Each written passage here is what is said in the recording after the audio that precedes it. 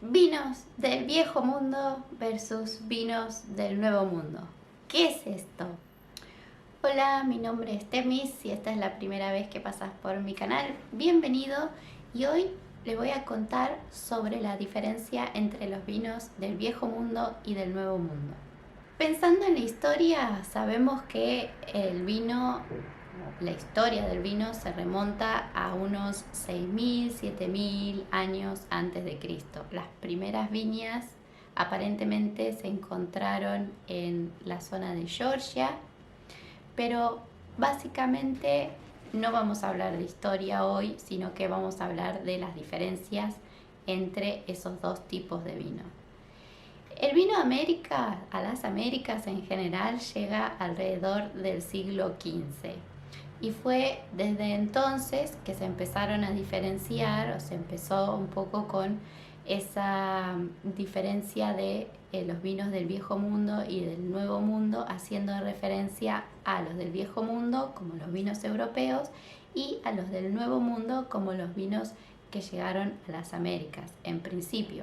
Más tarde también incluyen sobre todo la zona de Australia, Nueva Zelanda, Sudáfrica, y hoy ya también empiezan a incluir otras zonas que, si bien no están en la nota de mi blog, están por ejemplo en Japón, pero el tema es que si bien la producción de uvas es muy grande, ¿sí? Son uno de los primeros productores de uvas, la producción de vino aún es muy pequeña. Por eso es que todavía no la he tenido en cuenta, pero eso no significa que no sea importante, ¿sí? Porque la verdad es que poder probar vinos de todo el mundo es algo maravilloso. Así que esperamos, sobre todo yo, que aún no los he probado, estoy esperando para tener esa posibilidad.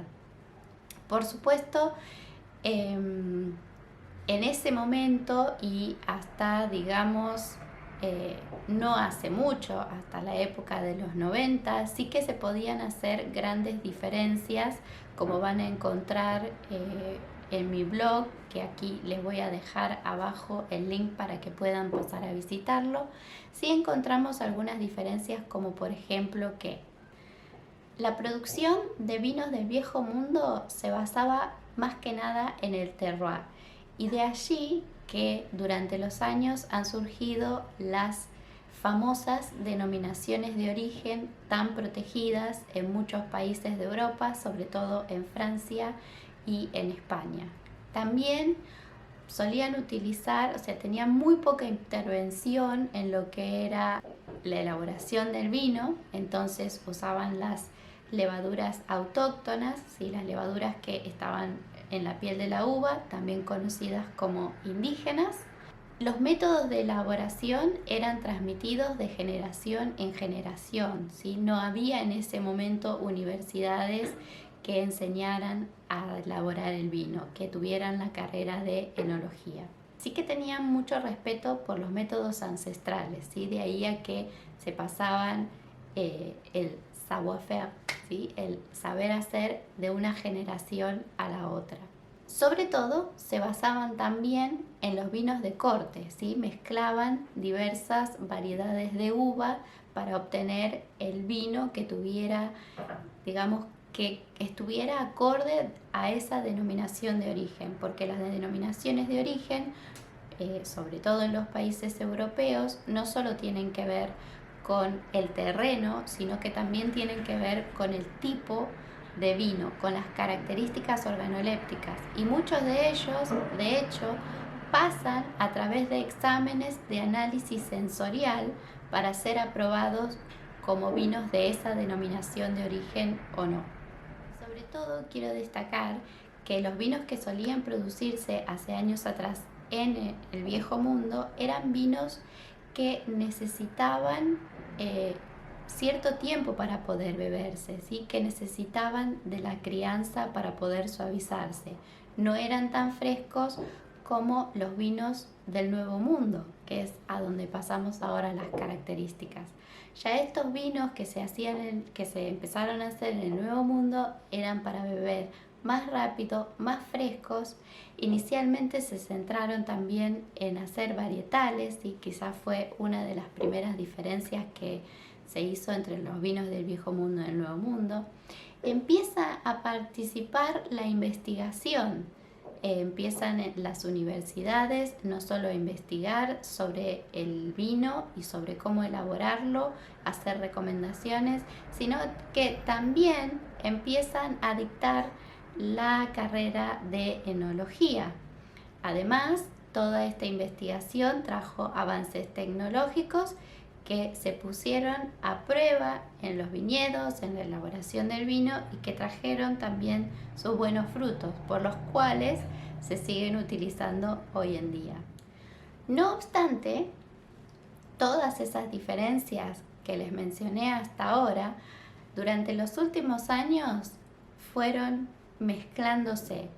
Los vinos del Viejo Mundo ahora tienen una mayor diversificación, ¿sí? Empiezan a ser, también tienen vinos que pueden beberse jóvenes, que se hacen más frescos, empezaron a utilizar tecnología donde se pueda, obviamente. Empezaron a hacer vinos varietales, ¿sí? A confiar un poco en el varietal, a conocerlo. Empezaron a usar la tecnología y sobre todo también en las universidades empezaron a dictar las carreras de enología y ahora también forman gran parte de lo que es la industria científica, ¿sí?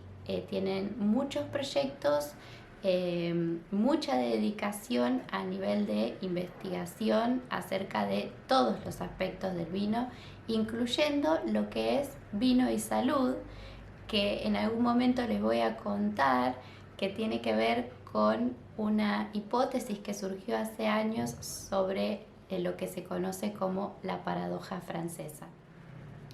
Por otro lado, el Nuevo Mundo fue incorporando también ciertos aspectos del Viejo Mundo. Por ejemplo, sabemos que ahora se están reconociendo zonas geográficas más específicas, algunas conocidas, por ejemplo, en Argentina como indicaciones geográficas, y que de hecho cada vez se van reconociendo más y más zonas específicas, como por ejemplo los vinos de parcela que empezaron a surgir últimamente.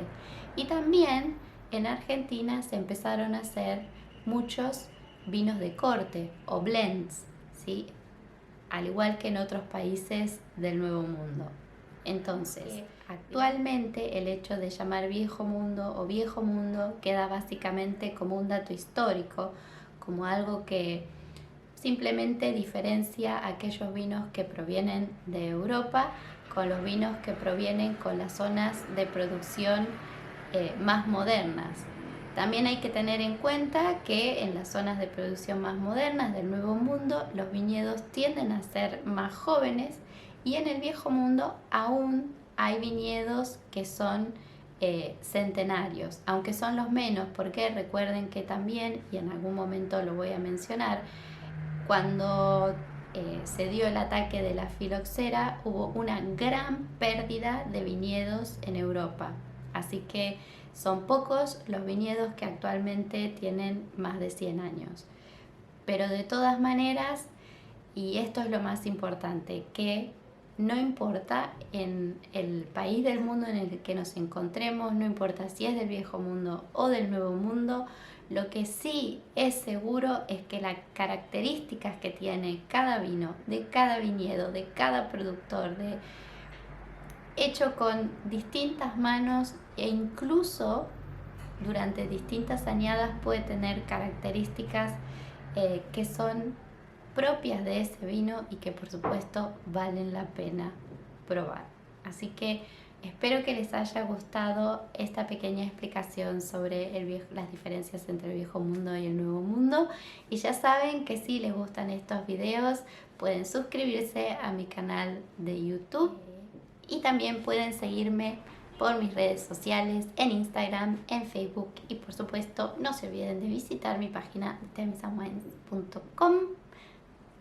Si tienen alguna pregunta, algún comentario o sugerencia, lo pueden dejar aquí debajo y me despido. Chao, chao.